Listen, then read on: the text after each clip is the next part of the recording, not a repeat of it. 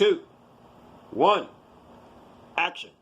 Look out. This is the big bad man, the big dollar, big papa. There were none before me and there will be none after me. Therefore, that makes me the one and only. I'm old, I'm single, and I'm ready to mingle. Certified and bona fide, indubitably qualified to bring you satisfaction and a whole lot of action. Look out, baby. This is RAMO RETRAC. I'm the baddest man on YouTube.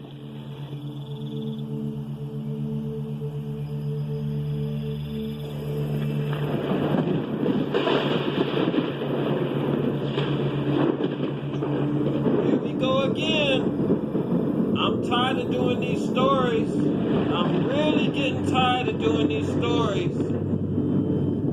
This has got to stop. This must stop.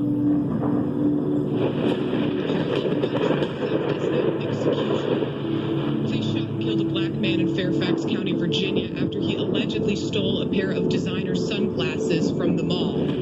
So first, let's get into what the police are having to say about this, and more importantly, what they're not saying about this shooting. WJLA reported that, according to police, 2 officers from the Tyson Urban team responded to a call about a theft from Nordstrom around 6:30 p.m. Security said the man was hiding designer sunglasses. FCPD said an officer saw the man leave the store and enter the parking garage. The alarm activated as he left. Police identified Timothy McCree Johnson of Washington, D.C. as the man shot and killed by officers. Authorities said Johnson ran through a mall parking garage and across a lot into a wooded area. FCD said officers gave him commands to get on the ground. While he was in the wooded area, 2 officers fired their guns, striking Johnson in the chest once, according to the police. They then rendered aid until first responders arrived, at which point Johnson was taken to a hospital where he was pronounced dead. We still don't know all the details, but apparently neither does Fairfax County Police Chief Kevin Davis, who said the department is still working to determine exactly what happened. More from that statement. We don't know what we don't know right now. At some point in time in the chase, something happened that's still under investigation that prompted our 2 Fairfax County police officers to discharge their firearms. That is under investigation. He didn't say what threat, if any at all, Johnson was posing to the officers when they fired their guns and killed him, but they promised they would release the body camera footage of the incident, which they are required to do within, I believe, a 30-day period. Neither of the officers were injured in the shooting. But let's get into a little bit more about what he said in his statement. Davis said Wednesday he did not know if Johnson was armed. Officers used metal detectors and canines to search the wooded area where the shooting took place, looking to see whether Johnson may have discarded a weapon in the dense brush. No guns or other weapons have been found. Yet he told reporters it was too early to speculate as to what Johnson had in his hands or on his person, and said the search continued. He was asked about what the police department's protocols were regarding the use of force, specifically when it comes to officers firing their guns while chasing a suspect, to which he responded, I don't want to speculate why the officers discharged their firearms.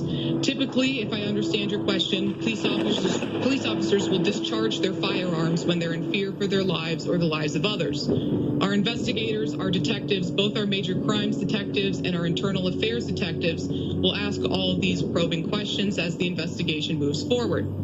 The officers were placed on restricted duty status while the case is being investigated, as is protocol. I'll say they're looking for a gun in the woods, they're sending canines, they're using metal detectors, but I don't really think they're looking for a gun, because I don't really think they believe he had a gun. I think that they're looking for a justification for their use of force in this case, and because they didn't find one on his person, they didn't find one in the immediate area searching, I don't think they're going to find one. I think that they're just trying to find an excuse. Cenk, what's your take on this? If they do find one, it's probably let me tell you two relatives. One, if they find a gun like 200 feet away, it doesn't explain the shooting at all.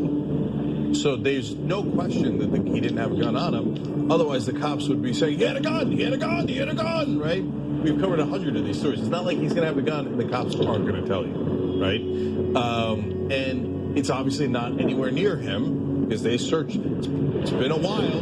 They searched and searched and searched and searched. They still don't have a gun. So if you find a gun, it's obviously very far from the guy and hence wasn't on him when you shot him. Because whether he even had a gun 12 days earlier, 12 minutes earlier, or 12 seconds earlier is actually not that relevant. Because the only thing that's relevant is, did you think that he was a threat to your life or someone else's life? And if he didn't still have the gun, then he's clearly not a threat to you. Besides which, there is no gun. They just said we're still searching for a gun. But it's the threat to themselves or to others where there's a lot of wiggle room with law enforcement, as you know, and they can exploit that, and likely will have to exploit that for the reasons that Cenk just articulated. They're not going to find a weapon. So exactly what was going on there that officers determined was a threat to either themselves or to others.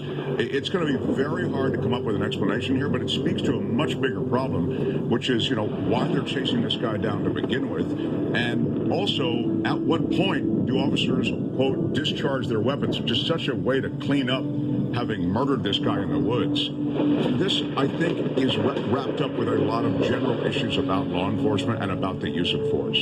Yeah, well, Mark, look, let me just say, I think they should chase after the guy. I think they should arrest the guy. I think they should prosecute the guy. But they're also now talking about how he's a quote-unquote well-known criminal, etc. Then, of course, his parents come out and say, no, he's a wonderful guy and he's going to do X, Y, or Z. Also, totally irrelevant. Because even if you assume he's an unbelievable criminal and he stole really expensive glasses, you still don't get to execute him in the woods. That's not how it works. That's not our justice system. So, what are we, second graders? Are we really second graders? What difference does it make what a man does if he's killed unjustly? It doesn't matter what he's done in the past. He's been killed unjustly. He needs justice. And I'm not going to get upset in here tonight. I'm going to let the video play, and I'm going to get the hell on off to sleep. Shit's pissing me off. So I'm in the camp of, yeah, for sure arrest him. But don't do it if you have to shoot him in the chest and murder him. Well, if you're going to chase him down to the woods behind a mall, Cenk, at some point, I think those officers can, spend their time in better ways. I guess that's kind of what I'm saying. Sure, if he's in the mall or if you can make the arrest, fine. If you can, by now there are all kinds of AI that can pick up this guy as he walks into the mall. But in future visits, I mean. But to your point, of course, it's fine to arrest him. I'm just saying, at some point, law enforcement can let go of chasing down a guy who stole a pair of sunglasses. I don't know.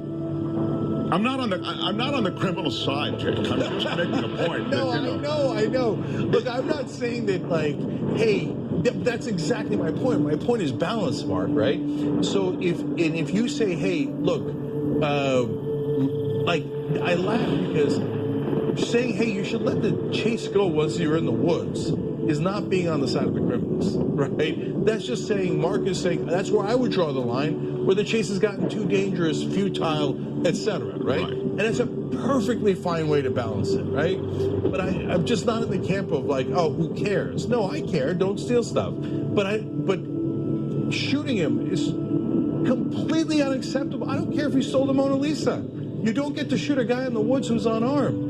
Period. And the last thing I'll say is there's a feverish pitch that is achieved in these chases. That's why I kind of say let go of the guy once he's in the woods. Once you've been running and tripping and falling and hurting, I mean, there's a sense of pride and anger even that can draw. It's a fury that can go. I'm not saying who knows what was running through these guys' minds, but all I'm trying to say is once you're in that chase mode, adrenaline takes over, and I wish that all the cops were better trained to handle this, but some of them are not. And they end up, for whatever reason, as I say, fury, anger, fear, discharging their weapons and killing a guy. Yeah, absolutely. And Jim, I quickly want to go back to something that you mentioned earlier about if the gun, they find a gun in the woods, it was too far away for him to even use the weapon anyhow, because that sentiment was echoed by Diane Berkeley Alejandro, who is the lead advocate of ACLU People Power in Fairfax, and she gave a statement to the Washington Post and said, what Chief Davis doesn't say is significant. He doesn't say the officers even alleged the suspect fired or threatened to shoot. They were looking for a weapon, but if the suspect dropped the weapon, that doesn't